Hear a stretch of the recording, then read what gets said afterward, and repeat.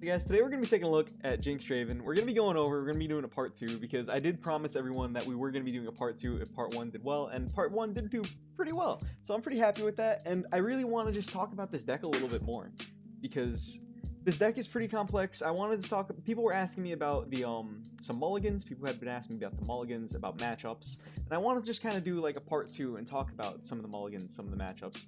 So right now, I don't have a ton of games tracked on Mobalytics. I've got a 69% LMAO. We got a 69% win rate with the deck so far.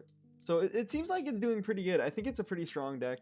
I brought it to a tournament. I had done pretty well in the tournament with the deck. So we're gonna go over it. So let's take a look. I have the deck over here. There are two different versions that I have of it. The only difference for my version is one version has a Death's Hand, the other has a Brother's Bond.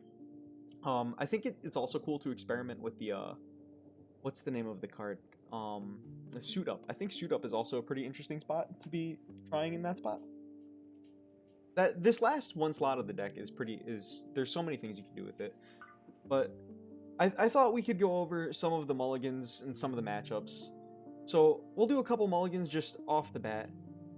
Just general mulligans, so what you're looking for. So I think with this type of hand, we're probably looking to get rid of...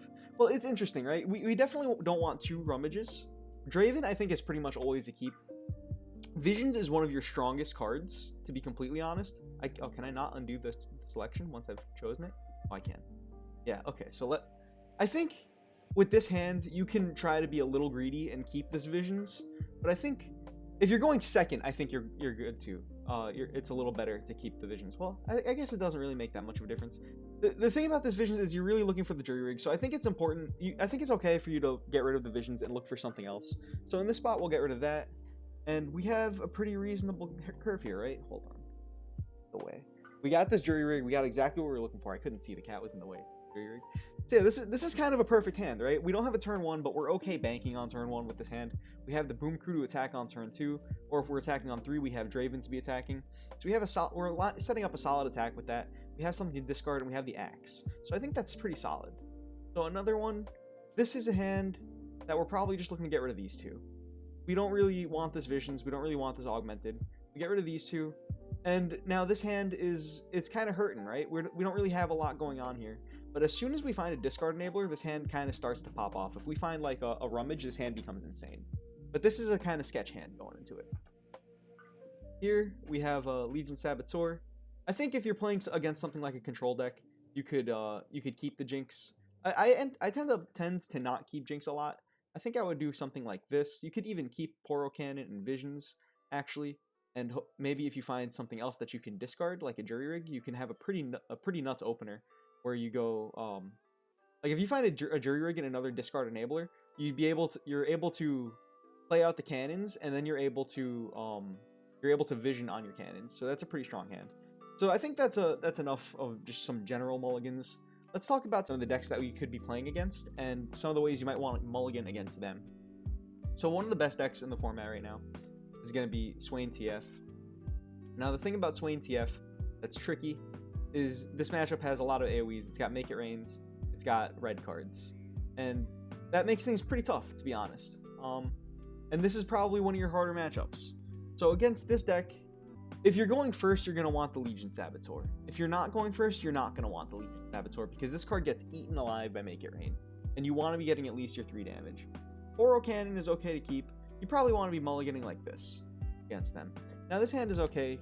You have a Draven, you have something to discard, and you can make some the 1/1s, and that can these 1/1s can force out one of your opponent's AoE spells. So you'll be able to at least get one of them. Maybe it won't be as detrimental, and you can play out your game a little slower. Let's see, another one. Here you're probably looking to do this. I don't think, well, you can actually keep this rummage. You actually probably do want to keep this rummage. You're looking for something to discard here. And you get an Augmented, which isn't insane, but this is pretty good because this matchup can go very long, and this is going to be your refill for the late game in this match. Here, you're probably looking to do something like this. You have something to discard on turn 1. And you're kind of looking to find some other things. I really like keeping Rummage a lot of the time because I think Rummage enables some of your more busted hands. So I think this is a pretty good keep. If you find something else to discard over the next couple turns, Yeah, you find one more thing to discard now. This hand, if you find like a third thing to discard now, all of a sudden you're getting a whole bunch of value off of your Zonite, your run that you're building a board really quick. You find something like a Visions, things can get really dangerous. But this matchup overall is going to be very tough. Their Swain pressures you really hard. You don't have a lot of blockers for Swain. Their TF wipes your board. The Dreadway, Make It Rains, remove everything. Just the Dreadway plus Death's Hand can remove a Jinx alone. Ravenous Flock removes Jinx. Like, all of your stuff is super weak to their removal, and they pressure you very hard. So this is one of your toughest matchups, to be completely honest. Endure Aggro. This is a matchup you can definitely beat. You can have some matchups where you can get a really fast Jinx level up. You can level up. I pretty much always keep Jinx in this matchup, I think, especially if I have my early curve, because in this matchup, they don't really have ways to remove your Jinx. Jinx can attack into their board all the time and not be afraid of dying. They don't have removal spells to go for your Jinx. So with these types of matchups, you try to level up your Jinx as fast as possible. And if you have a turn 4, if you're making rockets on turn 5, the game is probably over, unless they had like a crazy opener. But if you're able to, there are some hands that you can just like really crush them. But there are other hands where you can't really get off to a fast start, and then they're just kind of flooding the board. And then They Who Endure comes down, and it's really big, and it just kind of kills you because you don't really have ways to stop it. So this matchup can go kind of both ways. I think you're favored though. I think you can beat Endure in this matchup. So in this matchup, you're always looking to keep Draven. I don't think there's any matchup you're throwing away Draven. You're looking to keep probably like this. This hand doesn't really have too much going on. You do have this turn 1 Draven to be attacking. You're looking for a 1-drop or a Boom Crew. Now you find the 1-drop. Here, unless you find something else to play, maybe you want to get rid of this Get Excited just for the tempo. It depends how your opponent's board plays out. You don't really need to buy the board early on unless your opponent's board is really explosive. But the thing is, if you fight for the board early, what ends up happening is they have this card. They end up playing the Blighted Caretaker, and it ends up wiping the board that you built. So unless you can build like a 3-wide, 4-wide board by turn 2, turn 3, you're probably not really looking to play out your Urchins that early. And like the Draven's really good because they can't actually attack into Draven. You just need to be not taking a ton of damage. So like if they're attacking you on that turn, like if they go for turn 3, they're setting up the Blighted Caretaker and they're attacking, you're gonna take a good amount of damage, but you can Get Excited the 4-3, and then you're not taking a ton of damage with this type of hand. Here, like I said, you want to keep Jinx. The rest of this hand is actually kind of weak, so you're actually just looking to keep Jinx here. And this hand, unfortunately, is not great. You could potentially, what is nice about this hand, so you have to turn 2 Death's Hand. If they end up going like the 2-drop plus the 3-2, you could kill the 3-2. You're only taking 4 damage. And then you could potentially set up a hand where you're just dumping everything. On turn 3, you're spending 3 mana, you're playing a Portal Cannon, you're discarding something, and you have a really quick level up on Jinx. So if the opponent's hand isn't too explosive, you can definitely win this one. Let's do one more mulligan with this one. Or we'll do 2 more. So here, this hand is actually just kind of nuts. You just snap this one off. You have everything you're looking for in this matchup. Especially if you're going on 1, you're attacking with this. You do have to be a little careful if they have the Caretaker, but you don't even have to play this Urchin early. You can wait until you draw something with the Urchin. So I would just keep this whole thing. Here, probably just looking to do this. You don't really have anything great. This hand is, you might end up pitching a Rummage to Zonite Urchin with this hand. You play the first 2 turns out and see how it goes. You want to feel it out. If it feels like you're not drawing any discard enablers, you're probably going to want to play the Urchin out if you need the blocker. Banking mana in the first 2 turns isn't bad because you can Get Excited their 4-3s if you draw the Get Exciteds. So that's Endure. I think overall this matchup is pretty good for you. Turbo Sejuani. So thankfully with this matchup, I just want to double check something. What they're saying. Yeah. So Turbo Sejuani is usually Sejuani Gangplank. I don't think people really play Sejuani TF. Thankfully with this deck they don't have Twisted Fate, but they do have Gangplank, which also pressures you quite hard. So you really need to be having a pretty explosive hand to beat them, I think. I think there's a lot of pressure on you to win fast because their 5 and 6 drops really put a lot of damage on you. And their Make It Rains are critical. If they have Make It Rain, it's really, really dangerous for you. What is good about this matchup is their curve isn't that crazy. Hired Gun is decent against your stuff. Like, Jagged Butcher is okay. Prowling Cutthroat, like, they don't always play the Cutthroat, but I don't think this card is too scary. It'll block your elusive Poros and get some damage in on you, I suppose. But the main thing is that they have these make it rains, they have these parlays. It's tough. But they also can't remove your Jinx very easily, which is nice. They can Rex you. But you generally have some time to win this matchup, but they do pressure you pretty hard in that matchup. And like I said, the make it rain is really, really important in this matchup. So here, in this type of matchup, what are you looking for? You might be looking for Cannon. Cannon I like to keep if I have something to discard along with it. I think here you're just looking for this. There's really nothing you want a Mystic Shot here. You're not comrades. Gradalis, thank you for the follow, dude. What's going on? Alright, so yeah, here, this is just a Boom Crew keep. You're gonna reroll here, and you end up getting a pretty decent hand. You have a turn 1. This is gonna force out the Make It Rain, right? You're not gonna want to play this Poro Cannon until you get the Make It Rain out of your opponent in this matchup. Or if they play the Prowling Cutthroat, you can potentially play a Poro and try to get them to block with it. But you really don't want to be committing too much more to their Make It Rain until they spend it. So here with the Legion Sab and the Boom Crew, you really push a lot of damage in the early turns. So I think you would just keep like this. And here you get a Jury Rig, which is just great. This is going to be, you're going to find use for this at some point. This is a really good hand. I think this is a hand that'll be able to win that matchup, as long as they're not doing something super explosive. Here. Alright, so this is the type of matchup where, how frisky are you feeling? Well, this is the type of hand, how dangerous are you feeling? Because this hand, when you have all of these enablers, it can be disgusting. These types of hands are explosive. I think I would keep like this and hope that I draw more. I could even see the argument to keep like this. Like, if you just keep like this and you draw a Rummage, this hand is nuts. Like, this hand really becomes unlocked as soon as you draw a Rummage. If you draw a Zaunite Urchin, this hand is also very good. But this hand has the potential to be really weak as well. So I think I would keep like this, probably.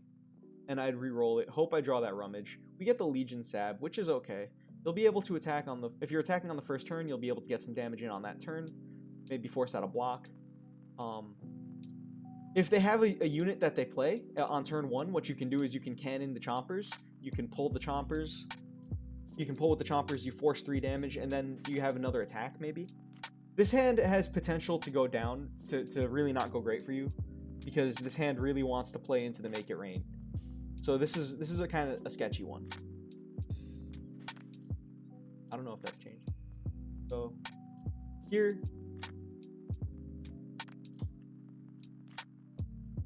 I don't know if you want to keep this Poro Cannon here. Tricky. I think I would keep it. And we don't really get rewarded for this hand. Hand is pretty weak. We don't have anything we want of Visions. You're probably going to end up just banking mana the first couple turns, playing Draven on 3, attacking, maybe developing these Poros at some point if you have something worth discarding. If you draw something that's worth discarding, this hand becomes very good, because you end up being able to develop the turn 2 double Poros, and then on turn 3 you have Draven Visions, which is very explosive. Here, I think you can keep like this. It seems pretty reasonable. I think Jinx is overall just worth keeping in the matchup. They can't really kill it too easily. And you have turn 1 attacker. Hopefully you find something to discard with this hand. So let's take a look at Scouts. Scouts is another one of your incredibly tough matchups. So the thing about Scouts, they just build the board. Oh, this isn't even the list I would recommend. The list I recommend would have 9/1 drops for Scouts. That's the Meta World Gaming list. You can find that on their Mobalytics, I'm sure. But that list is very dangerous. The thing about Scouts is they really pressure you a lot, right? If they have turn 1/1 drop, none of your stuff is really trading well into Cytheria. If they have turn 2/2 drop on like a Fleet Feather, they're able to start cleaning up your board very quickly. Protege has a lot of toughness. Grizzled Ranger is just so much stats, and it's just pressuring you so hard.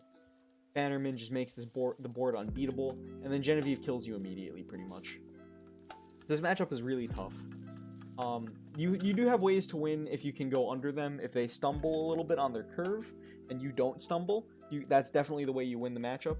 You can have some Flame Chompers to push through extra damage with Boom Crew Rookie. You can go under them, and then you're able to, like, finish them off with Burn and maybe a Rocket or 2. So this matchup, you're really looking for like some of your more explosive curves, I think, with this matchup. So here you're looking for this, I think. The get excited is like, you're probably going to end up get exciting a minion, and you're not super happy doing that. So here, fortunately, your hand is pretty poor. You really need your opponent to stumble to win. You have nothing to trade in the early turns. Maybe you can top deck a 1-drop or a 2-drop. If you find double discard enablers, this hand starts becoming pretty good. If you find like, it would be so much better if this rummage was like just something you're happy to get rid of. I think you're gonna end up rummaging away. And another thing that's weird about this deck, so when you're using rummage, it's always gonna be discarding from left to right. It's a strange thing about the deck, but rummage always discards from left to right. So there's no way to guarantee that the visions is happening last. So this hand is really just very poor. It's not doing what it wants to do. Hold on. So for scouts, you're probably just gonna want to keep like this. You can keep this rummage for sure too. Rummage is pretty good. You find a Draven, you're probably gonna pitch the Draven maybe to this rummage at some point. You're probably gonna be pitching axes. This hand is pretty good actually. The Whirling Death is useful for Whirling Death is gonna be useful for cleaning up the board actually. You can even, one way you can steal this matchup is you can set up a turn where you're gonna be going Whirling Death plus Draven. They don't really have ways to answer outside of single combat, or if they're playing riposte, they don't really have ways to stop that in combat, and that can really steal a combat. And if you can level up Draven, you can push a lot of damage. You can start making a lot of axes that you can start discarding. That's one way you can steal this matchup. Here, you're looking to do like this, I think. You're hoping for a 1-drop. You don't get the 1-drop. You actually don't even get another discard enabler here, which is pretty poor. You can bank the first couple turns. This hand needs a lot of discard enablers, so we have the one that we kept. We hopefully we draw more discard enablers. This hand wants to be able to get excited to control the board on turn 2, probably get excited War Chefs. Then turn 3, you're going to want to try to rummage something out. Here, this hand is actually pretty solid. You can get rid of Draven here. But if you want, like, you can get rid of Draven, but there's some argument to keep Draven for the Whirling Death, honestly. But I think I'd get rid of him. We end up getting Jinx. They don't have a ton of removal for Jinx, but they can challenge Jinx off the board, which is tough. All right, let's take a look at another. This matchup is really tough, though. This is between Scouts and Swain TF are by far your hardest matchups with this deck. Frostbite midrange, this matchup is a walk in the park. This matchup is super good for you. They don't pressure you enough. You have tons of chump blockers between Jury Rig and just all that stuff.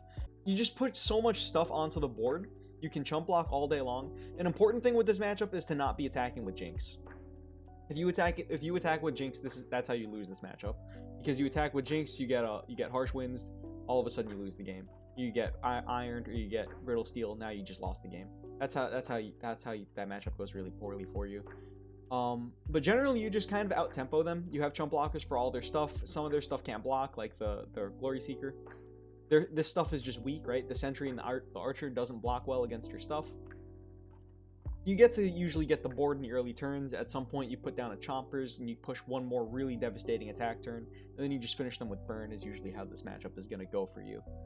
We can take a look at some hands, how you would want to do this. And I think you're starting to notice a lot of the types of hands, you're looking for very similar things. Here, we're just looking for the Jury Rig, the Urchin. We have this Legion Sab for turn 1. This is just solid. We have this Draven on turn 3 now. This hand is looking great, especially if we're attacking on odds. This hand is going to be really gross. If you find a Visions, you pick up a Visions with that hand, it gets really gross. Here, you're not going to want any of these. Jury Rig is good. This hand is a disaster. Right? So at the moment, this hand is a disaster. With the caveat that this hand can become insane. Because you have, if you draw Rummage with this hand is nutty. Because you have turn 1, you just develop a cannon, you get double dudes, double cannons, right? Double elusive Poros, and then if you Visions the Poros, that's 6 damage a turn on these 2 elusive Poros. They're gonna need a Culling Strike one. They're spending 3 mana to Culling Strike that. If you get discard enablers, this hand becomes nutty. So it looks scary, but this hand can really become scary. Like, let's say I'm just gonna mulligan 2 just to see what the next 2 cards we would draw would be. So in here, we draw the Draven, we draw the Jinx. So this hand ends up becoming pretty slow. We're not playing anything until turn 3. That's pretty bad for us. But that hand has the potential to go well for us. Here, this hand looks pretty solid. Just keep like this. No reason. Sometimes I experiment with keeping Poro Cannon. So one thing that's neat about Poro Cannon is it's a discard enabler. It acts as a 1-drop. I think I would keep the Poro Cannon in this hand because we've guaranteed 1-drop. If we draw something to discard, we're looking pretty good. We don't draw something to discard, but you actually might even be interested in just getting rid of this augmented on 1, depending on what you draw on 1. You might there's argument to just getting rid of this turn 1 augmented. Usually you want to save augmented, but with this hand there's some argument to doing that. One more hand. Yeah, I would just kind of keep this whole hand. You can get rid of Jinx because she's not great on turn 1 looking for a discard enabler, but this whole hand is just solid. I think you just keep this one. Here, I think this is the mulligan you're going for. You have the turn 1 Sab, turn 2 Rookie, good attack on turn 1 or 2, depending on what you're doing. And then turn 3, you have a discard enabler to go along with something else. So you can start going through your deck, maybe find another Rookie. You never know. That hand, I think, can go pretty well for you. Let's see some more matchups. So now we're starting to get to some of the lesser common matchups.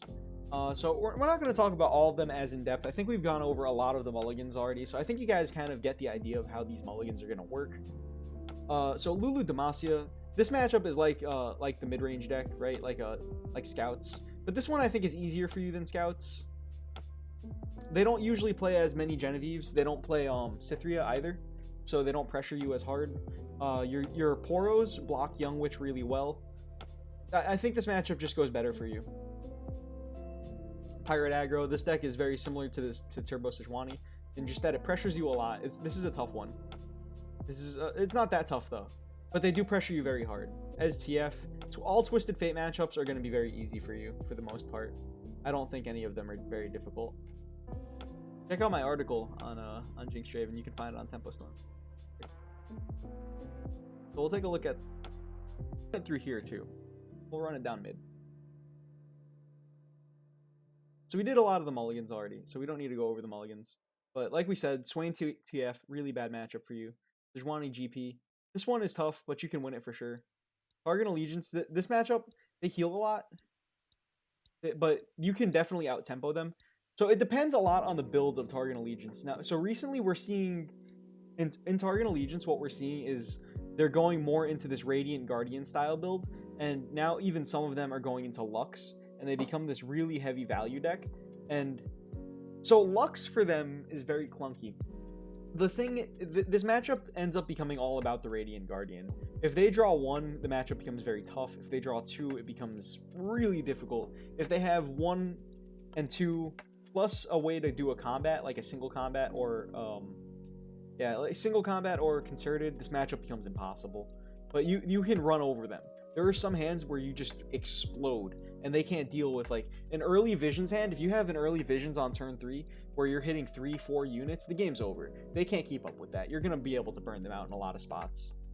But there is that chance that they do have that Radiant Guardian, and then they have that single combat. They burst heal for 10 all of a sudden, and you just don't have the reach to win anymore. And they also keep in mind, they do have Star Shaping. Some of them are also playing the Caring Touch, or the whatever, I can't remember the name of the card. The 2-mana heal too. So like the more healing they play, the harder this matchup becomes for you for sure. Nightfall, this matchup is pretty close. It goes both ways. I think you're certainly favored here though. I think Rockets really do a lot against them. They kind of struggle to deal with Jinx. Their Nocturne trades into Jinx if they try to attack into it. You can, if they attack in with like the 3-2 into your Jinx, you can Mystic Shot it. You have ways to protect your Jinx. This is, I think, a solid matchup for you, but you don't have a ton of fearsome blockers unless you get a nice Visions turn. So, one thing you can do is you use Axes and Visions. There are certain ways you can weave Axes and Visions into combat where you can trick your opponent into bad blocks. So you want to try to keep that in mind with Nightfall aggro especially, I think, because a lot of their stuff is fearsome. Jinx Draven, we're talking about this already. There's not much to say about the matchup, right? We talked about Lulu Shen already. What else? Yeah, Scout's awful matchup for you, as we said. Trundle, Asol. They have a lot of healing, but not an insane amount. And their healing, they want to be playing their healing later in the game, right? They want to be playing their Roar on turn 7. And by turn 7, you're looking to close the game. So in a lot of spots, and their Roar is slow speed too. So if they play the Roar, you can just trap them and you can just like hit them with a get excited Mystic Shot and end the game right then and there. So I think you're favored in this matchup for sure. Yeah, like even they develop onto the board kind of slow. If they're playing Kindly Tavern Keeper, the matchup becomes significantly harder. Kindly Tavern Keeper is a house in this matchup because it blocks so well and it also heals for a lot. But Kindly Tavern Keeper is by far the most important card in this matchup. If they're not playing that card, this matchup becomes insanely easy for you, I think. If they are playing it, the matchup is still favored for you, but it becomes a bit tougher. Talked about Ender. Talked about STF. We talked about Sej. Ez Karma. This is the toughest of your Ezreal matchups. The most important thing is if they have Eye of the Dragon. Eye of the Dragon is going to be a tough card to beat because it blocks really well against your stuff and it also heals them. And you don't really have great ways to remove it, right? Their Eye of the Dragon, it attunes, so it refunds 1 mana. So it's essentially costing them 1 mana, right? Eye of the Dragon essentially costs 1 mana. So you're going to need to get excited that, and that costs you 3 mana, and you're a tempo deck. So for you to be spending 3 mana and a crucial burn spell, right? You want to be sending that get excited to face, not towards a unit. For you to have to commit both of those to deal with their 1-drop, it's tough. But, and the Eye of the Dragon itself, the 1/3 blocks very well against you too. So the Dragonling itself and the Eye, it just does so much work. But if they don't have it, you're able to oftentimes run them over if you have, especially if your hand is like somewhat explosive, like with the visions and you go somewhat wide. If they don't have like a static shock to clear it up, it becomes very tough. And I think this is a good matchup for you, but of your Ezreal matchups, this is the hardest of your matchups. Teemo Sejuani, I don't think this matchup, I haven't played this matchup. I imagine this matchup is good for you. I don't think they have a ton of ways to deal with your stuff. You have elusive Poros to block Teemo, which is pretty good. You always keep you always want to keep the Poro cannon in this matchup. This matchup is pretty good for you. You can set up a pretty explosive turn. They don't really have good ways to deal with it if you go wide. Sometimes they play Static Shock, but that's really not the best answer to what you're doing a lot of the time.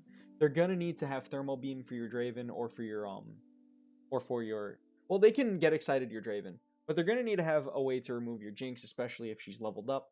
And Jinx can just kind of take over the game, especially if you can level her up very quickly. But in this matchup, I imagine you're going to have to go for a couple of risky level ups on Jinx, where you might feel a little uncomfortable because they might have removal for Jinx. But I think in a lot of times, you'll be able to sneak Jinx in. Like, you can trick your opponent into spending some mana, and then you can sneak Jinx in and burst level her up. And then if they don't have that second piece of removal, you just kind of win the game. TF Fizz. You can't really interact with them. You do have the elusive blockers, so you always keep the Poros in this matchup because it just blocks Fizz so well. In this matchup, I don't think a lot of the time you're going to want to play them one at a time. I don't think you're going to want to play out both of the Poros at the same time, rather.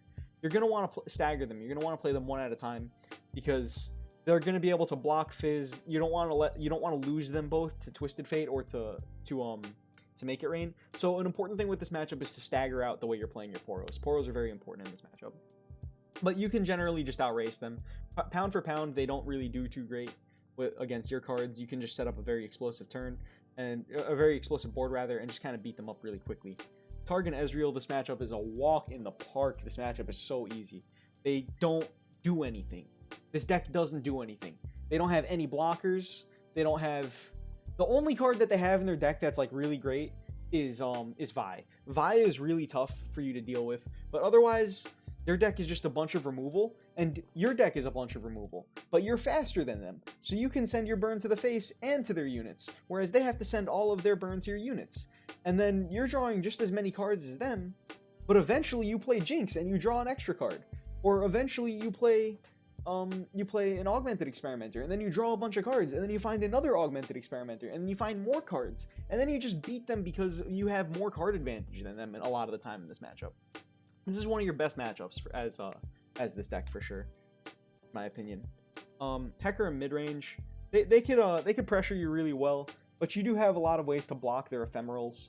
and you can generally race them in a lot of situations. You can maybe trick them into a bad block in some spots, or they don't really have even great blockers, and maybe you can trick them into blocking with Hecarim. I think that happens very rarely, but maybe they'll block with Hecarim and you can kind of blow them out with like a Visions or something like that, and maybe get some damage onto the Hecarim and then remove it with like a Mystic Shot or something like that. And we have Shadow Ezreal. This is the matchup you're ever going to see. This matchup's easy for you. Unless they're playing healing, this matchup's easy for you. Usually they don't play many copies of Grasp. Usually they don't play many copies of Withering Wail. So I think this matchup is very easy for you.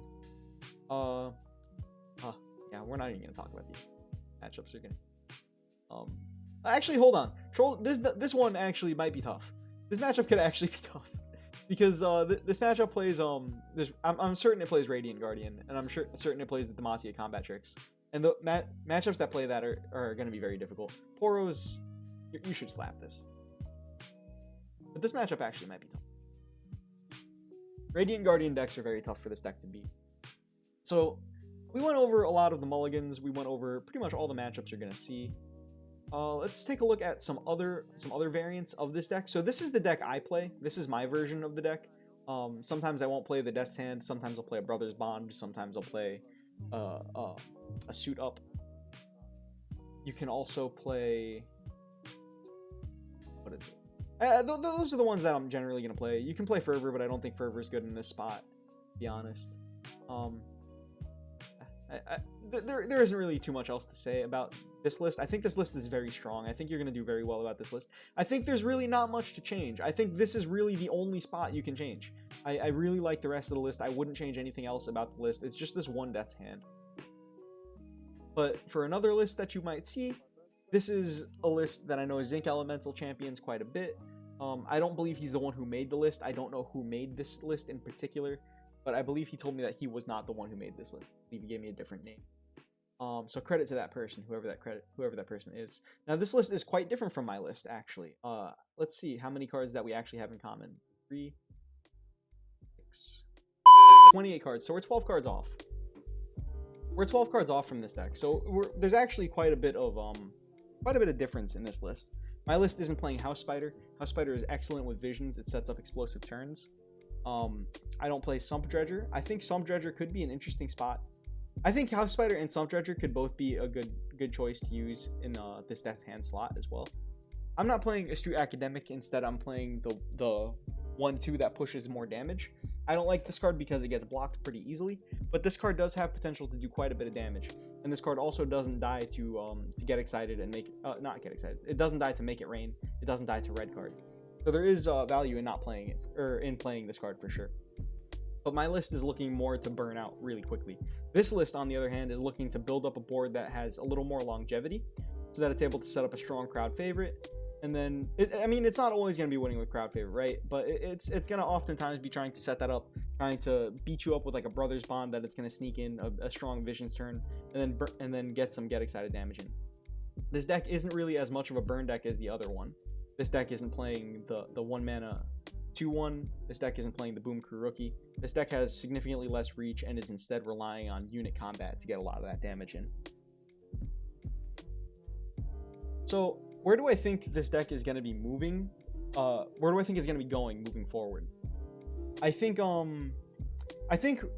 the dominance of Jinx Draven. I mean, I don't even think the word dominance is correct. I think this deck is very strong, but I think it's I think it really hasn't been played by a ton of players. I think it's been more on the less popular end of decks.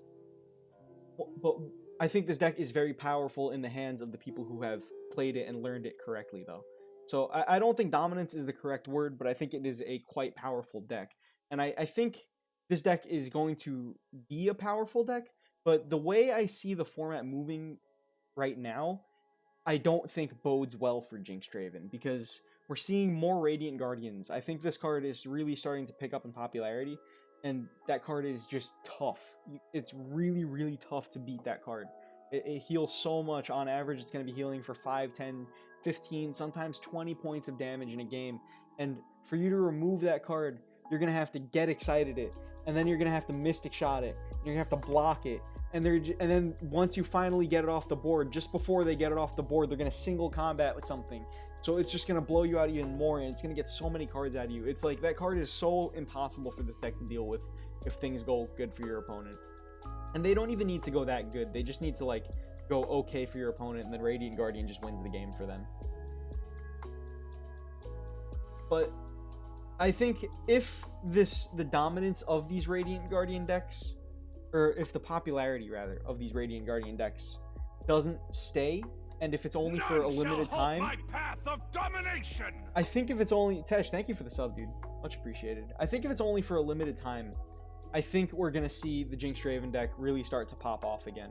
But if these Radiant Guardian decks become the norm, Jinx Draven is not gonna be able to survive in the meta. It's not. It's just gonna struggle too much. But in the future, at any time they print another card that wants to be discarded or that discards something, even if it's slightly good, it doesn't even need to be that good. As long as it's an okay card that wants to discard something or that wants to be discarded, this deck gets better. It straight up gets better. And every time that happens, eventually this deck is going to hit a critical mass where it becomes insane. And I think this deck has already been pretty strong in some spots, in some metagames. So I think this deck is going to have... I think in this current format, I think we're going to see, in this current patch, I think we're going to see this deck starting to teeter off. But I think at some point, this deck is going to be really strong again.